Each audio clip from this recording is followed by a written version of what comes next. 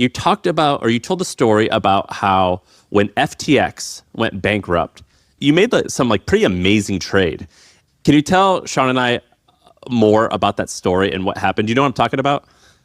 Yeah, so I always like to counter it with how many times I've fucked up. So I bought Netflix at $10 a share. I'm sorry, at 12, and I sold it at 10, and now it's at 1,100. So I get it wrong all the time. I can't stand people who are constantly taking pictures of all their wins and posting them on social. So I get it wrong all the time. This one I got right, and that is I'm that guy who reads bankruptcy filings, and I read the FTX bankruptcy filing, and essentially they list all their assets.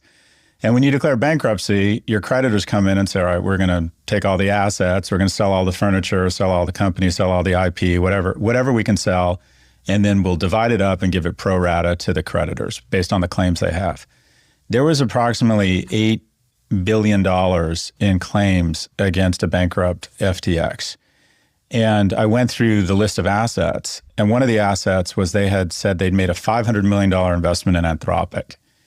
And I thought, wow. I looked when they made the investment. For the life of me, I couldn't find the valuation. I assumed the valuation was at about $5 billion. So I thought they probably own about 10% of Anthropic.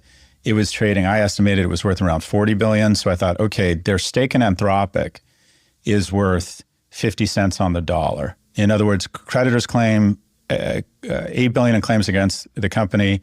And I believe that stake in Anthropic was worth probably $4 billion. So I thought, okay, eventually the creditors are going to get 50 cents on the dollar just on the Anthropic shares.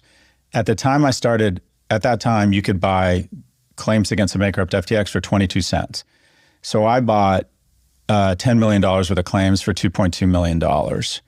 And it's better to be lucky than good. Crypto took off. Everything they had invested in went crazy.